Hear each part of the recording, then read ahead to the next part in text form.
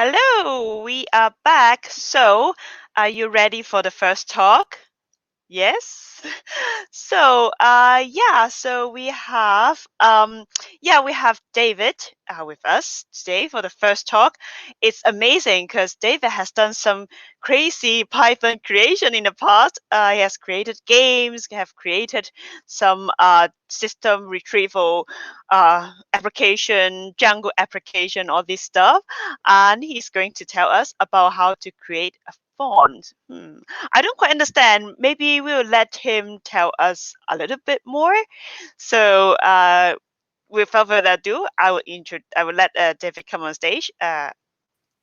Hello. Okay, hi Joe, and hi everyone at Pyjamas Conf.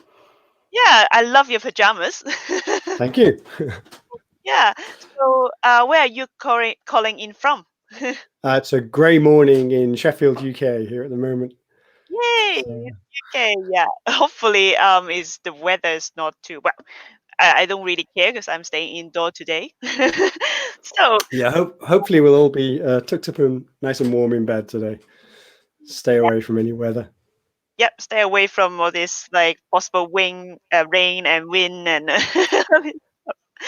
Okay, so I would. So when you're ready, I know we still have 1 minute, but when you're ready, then we can maybe start right now. If that's okay for you. Let's leave it to the top of the clock. It's only like 8 seconds to go, I think. That's okay. So tell us a little bit about your previous creations, because I've seen your bio and it's super interesting. Well, I've been using Python for 15 years, so I tend to do quite a lot of different things.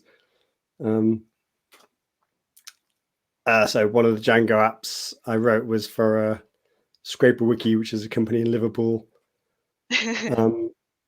But the first time I used Python was actually to do systems programming for a wireless network down in Cambridge.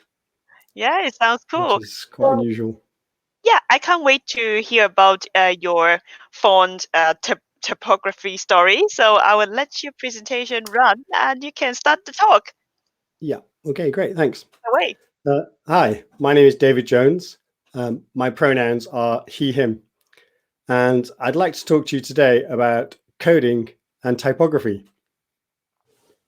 I'm a programmer at the University of Sheffield, and I use Python most days in my job. I've been using Python for 15 years in one form or another, as well as various other programming languages. Typography, however, is more of a hobby for me. You can find me listed on IMDb as a kerning consultant, and I'm a member of the League of Movable Type. So this talk begins in the summer of 2020. I was signed off work with poor mental health. And one of the things I did to help heal myself was to rekindle my interest in typography. Out of that interest came two whimsical projects.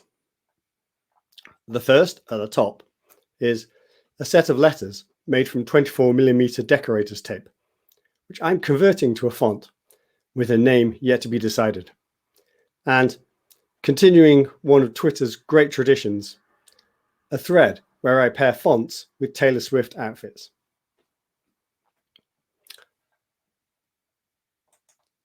So let's start by clearing up a common confusion, the confusion between lettering and typography. I like to think of typography as systemized writing. Laura Masegua illustrates this perfectly in How to Create Typefaces. Writing is made with a pen or a pencil and made in one generally continuous motion. Lettering is the same process slowed down and made more formal. Letter forms can be very deliberate. Letters can be created with pencil, pen, vinyl, lino, film, Fimo clay. Shapes can be corrected until they are perfect, and they can join together in ways that are impossible to do at the speed of writing. In typography, the letter forms are designed by a type designer, and the form is fixed forever in metal, photographic film, or an Opentype font file. The typographer then uses a font file to make books, memos, or other material. This separation of jobs was made possible by the invention of movable type, first using porcelain type in China in the 11th century, and later metal type in Korea in 1377.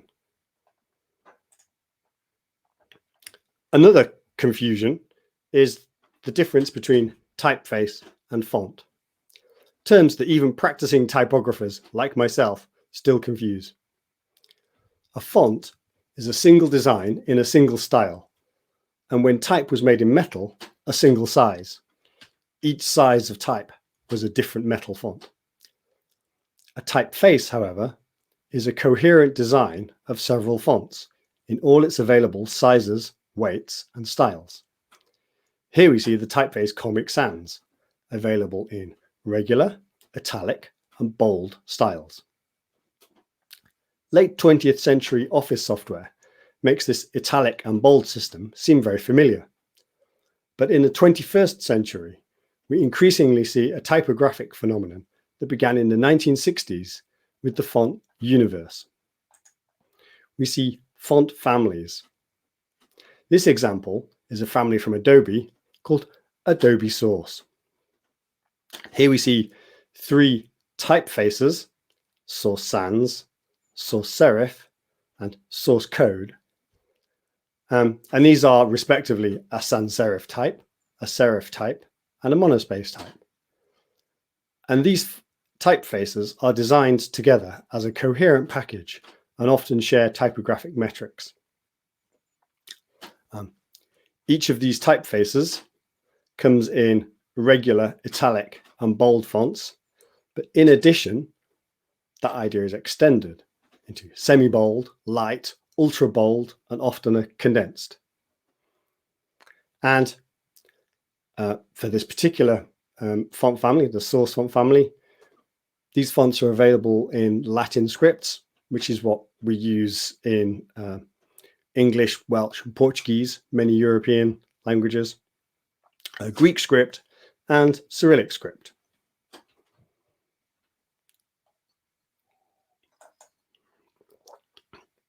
So a font is more than just a collection of letters. There are numbers and ampersands and other analphabetics that travel along with the alphabet. And while here I've illustrated this with Latin, Greek, and Cyrillic writing systems, we should remember that those writing systems cover perhaps less than half the world's population. A truly global effort would cover Arabic, Devanagari, Hanzi, Hangul, and many more. And Opentype fonts have features that support most of the world's writing systems. Let's have a look at how letter forms in a font are defined. The shapes of letter forms in a font are described mathematically using a series of curves called cubic Bezier curves. It takes 4 points to define a cubic Bezier. 2 of those are on-curve endpoints, and 2 of those are off-curve control points. You can play around with these in Inkscape and other graphic design tools. The 2 endpoints define where the curve starts and finishes, and the 2 control points let you control the shape and character of the curve in between those two endpoints. Bezier curves have proven popular because they are relatively easy to design with, have useful mathematical properties, and are economical. Let's take a closer look at the glyph D. Glyph is a term type designers use to mean a particular shape of letter, number, or other shape. This is a proofing page for a single glyph generated by Charplot, which is in fact a Python program from the Adobe Font Development Kit for Opentype. Charplot shows you all of the points used to define this glyph. On the right, we see the curve for the bowl of the letter D. The outside curve is made of just 2 Bezier curves for a total of 7 points. Using points and curves to describe shapes is an example of a vector format, and it allows the font to be numerically scaled to any size and resolution of device. But a font is more than just shapes. Here we see our first Opentype features. Opentype features allow glyphs in fonts to interact in intelligent ways. On the left, we see an example of kerning. In most fonts, the natural fit between letters like T and A and Y mean that the font designer needs to reduce the space between those specific pairs. This is called kerning. There's an Opentype feature to implement that if the designer codes it. And it means that kerning will be available to all users of that font. Another feature, Ligatures, joins glyphs together. On the right, we see an F colliding with an L because of the shape of the arch of the F. In metal typography, where this was a real problem because your metal would be the wrong shape and would not lock properly into the type form, this was solved by replacing the separate FL metal pieces of type with a single FL ligature. And there is an equivalent feature in Opentype features. The ligature feature in the Opentype font replaces the FL glyph pair with a specifically designed FL ligature. In this font, which is Adobe source, the effect is quite subtle, but some fonts have a more radical ligature and other fonts have none. In Latin scripts, it's common to make a ligature for FF, FI, FJ, FL, FFI, and the adds command, Bojan.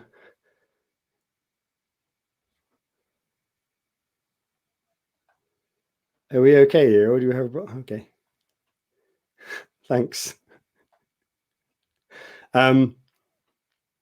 It's common to make a ligature for FF, FI, FJ, FL, FFI, and FFL, and occasionally longer combinations.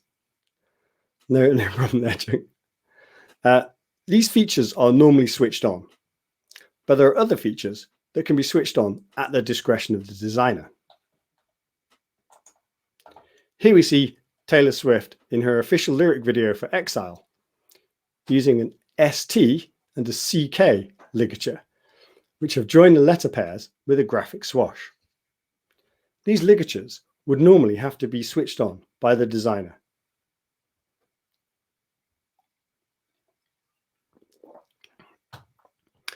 Spacing and transformation features that we have seen are nice formalities in Latin script fonts. But these and similar Opentype features are essential for typesetting Arabic, Devanagari, and a number of other scripts where, for example, in Arabic, the shape of a particular letter varies according to whether it is the first letter, the middle letter, or the final letter of a word. In terms of the font file, that works by having Opentype features that transform the glyph according to its context. Let's have a look at a couple more discretionary Opentype features. These two are considered essential by professional typographers. So on the top left, we have ranging numbers, so-called because they range between the baseline and the capital letter line. On the bottom left, we have non-lining numbers, which do not line up neatly between the lines. They have different heights and cross the baseline. Typographers prefer non-lining numbers in running text, where it's said that they go well with the lowercase letters you find. And there is an Opentype feature that lets you select them. In a similar vein, on the right, we have small caps, which have the shape of capital letters and the size of lowercase letters. We see small caps used for abbreviations, for emphasis, and sometimes in an opening paragraph with a decorative drop cap. And there's an Opentype feature that converts lowercase letters from their conventional forms to small cap forms. How do type designers do all of this? With font design tools. Software that lets font designers draw and manage their glyphs, compile Opentype font files, and some will have a system for defining Opentype features. FontForge at the top is free and open source software and runs on all major platforms. RoboFont and Glyphs are much more popular, frankly. They are commercial for the Mac platform and cost a few $100s each. But all three are used by real font designers to make real fonts. What has this got to do with Python? All three systems have Python as a scripting language. And Python makes a great glue. Font designers will often need to convert one font format to another, or they might need to import art in SVG to a font. They might need to compile both Opentype font files and TrueType font files. They might need to proof their font in PDF and on the screen and on a printer. All these tasks are done frequently, and often it's a Python script that does these things. Taking that on board, RoboFont in particular has made this a specific design feature around letting font designers make their own extensions in Python. And the font design community has taken that to heart. So this is a selection of extensions and scripts from RoboFont's mechanic site, where you can find extensions. And we have extensions like Drawbot and Verstschreiber, which extend the way you can draw glyphs. Kernalytics and Touche analyze the geometry of your font for spacing and to examine where elements touch each other where they should not. JetSet Glyphs and Glyph Copy let you copy glyphs between fonts and let you compare the same glyph in several fonts quickly. Wordomat and Zone Checker are proofing and preview tools that generate text and let you check technical aspects of your font. And perhaps more familiar to the programmers in the audience, there are also extensions to do version control.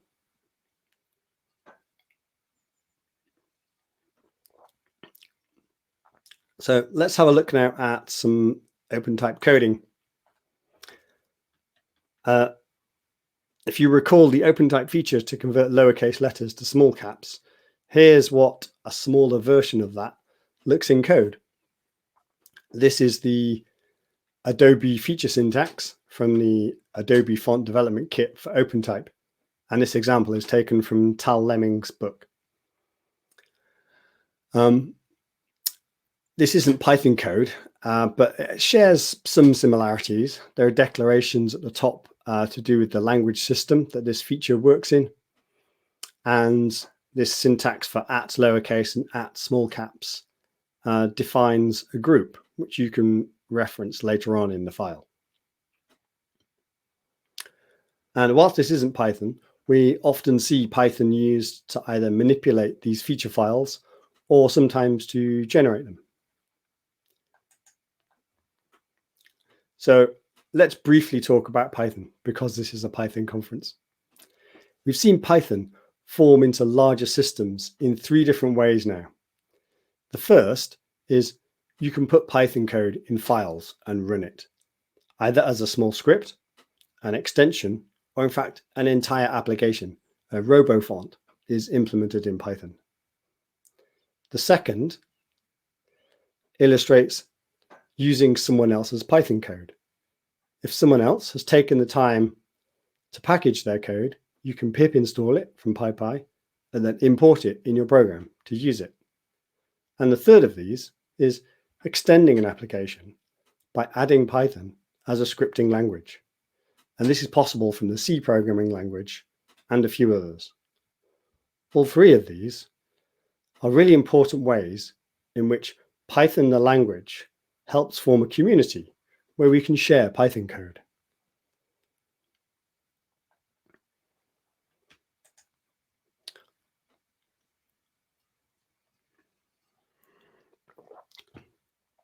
So I'm starting to close. If you want to find out more, I have a few resources here. The Elements of Typographic Style, which is now in its 4th edition, remains one of the best introductions to typography at least in the West. All typographers recommend this book with good reason. It's really excellent, and typographers will be referencing it throughout their career. If you're more interested in font design, which is a particularly specialized aspect of typography, I recommend we start with a small and really beautiful book called How to Create Typefaces, which was originally published in Portuguese, and then I think Spanish and Chinese, and then eventually English, and is now available in several languages. Really excellent book there, and quite practical.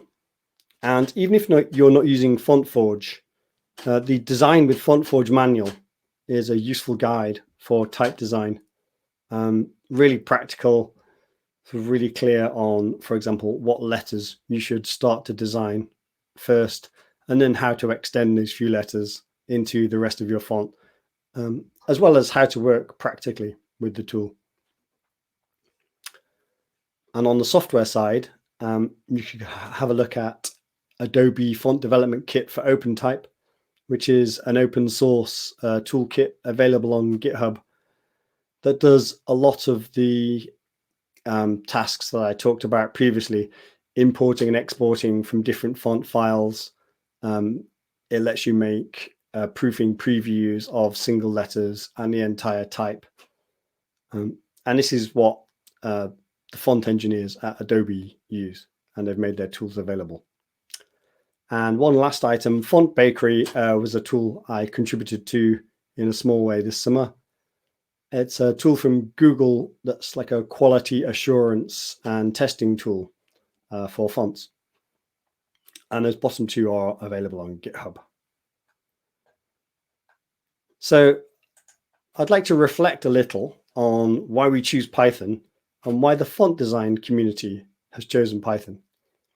Simplicity, clarity, and generality are important aspects, and I have chosen Python for projects specifically for its simplicity and clarity. These are attributes that speak to the language itself, and these attributes definitely help a community like font designers who may not have had much programming background. But I like another aspect of Python, the strong community. A community that we create here in Pyjamas Conf and at Python conferences all around the world. PyCon UK isn't happening this year, but it's another great Python community. Our community is inclusive, and it helps remove the barriers that are normally put in place that stop people having access to computational thinking and programming. And I think we should do as much as possible to break down those barriers and tear down the patriarchy. That's the end. We can have questions now if you like. Thank you so much. This is amazing. This is really interesting, and it's so different from other talks I've seen in other conferences, and I really love it. So yeah, for any of you who has questions, please type in the chat on YouTube. And I have one question. So is there a equivalent of like fonts in open source? So what would that be? So so open source is about this idea that you should make your code available for everyone to use and reuse. And this isn't as strong in the font community, but there is an equivalent idea. The fonts available on fonts.google.com are all licensed under an open font license. I think it's called SIL. And Adobe publish a very small number of their fonts as open source fonts. So Adobe Source is like a flagship for Adobe's open source font program. And it aims to show various technical aspects of their font program as well. And there's a sort of minor design community making their own open source fonts. So yeah, and that's one area where I think perhaps open source programming could positively influence font design. More of this spirit of openness and sharing. Yeah, so I can design my own fonts and upload to GitHub. Like, yeah, you absolutely can. Idea? Yeah. But is it the platform like GitHub that people can upload their fonts and share it there? So people tend to upload finished artifacts, and they tend to use My Fonts for that, which is a merchandising platform. You can sell your fonts on My Fonts, but you can also give them away.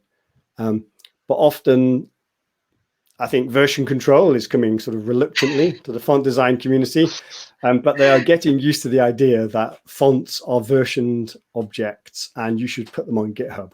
So Adobe Source is available on GitHub, and other people are starting to put their fonts on GitHub too. I think Google is really driving that, actually, because if you want your fonts listed on fonts.google.com, then it has to be sourced from a GitHub source for that. Really? That's very interesting. I didn't know that GitHub is also useful for the fonts community. And yeah, I think that's great. So yeah, I don't see any more questions from the chat. It's a really good talk. If people are interested to talk about more, maybe they can find you on Discord, is it? Yeah, I'll try and hang out on Discord, and they can find me on Twitter as well. Oh, there's There a is one font. question just come in. Abigail is asking how we handle multiple people collaborating on the same font. So one thing I should point out is I'm not a font designer yet, so I don't know everything. But people absolutely do collaborate on fonts. A font is quite big these days. Back in 1990, a font used to be 200 glyphs. Now it's more like 1,000. So one way to collaborate is simply split up the glyphs. One person will do Latin, another person will do Greek, another person will do Cyrillic. And occasionally you get fonts from even more diverse scripts, so like Latin and Arabic. And you will definitely need to do that as a collaborative effort. And again, version control really helps here, because you can work on different parts of the font, version control those, and then they can be merged back together. Yeah, that's really good, and maybe we should all try it out and figure it out how it works. So yeah, there is and Annie N ask so yeah, just say that thank you for your presentation. So yeah, and then yeah, so Discord channel. So if you are a ticket holder, you can join the Discord channel. You should get an email about that. So yeah, thank you, David. Thank you so much, Thank you. and I'll let you go. And yeah, so. Right. So yeah, so we still have a few minutes towards the next talk. And like I said, if you want to join our Discord discussion, you can, well, if you haven't get a ticket yet, you can register for a ticket. It's on our website, it's pyjamas.live. And then you can register a ticket there, and then you would receive an email talking about the Discord channel. If you have registered before, you should get an email yesterday about joining the Discord channel. So let's see if we have more chats coming in. And yeah, so our next talk actually is, but actually before the next talk, since we have a few minutes, I would like to show you a message from our sponsor. Microsoft is our Kashmir sponsor, and also they have offer some courses, some goodies for every one of you. So please check them out. They also have a channel on Discord, and you can check out the message there as well. So yeah.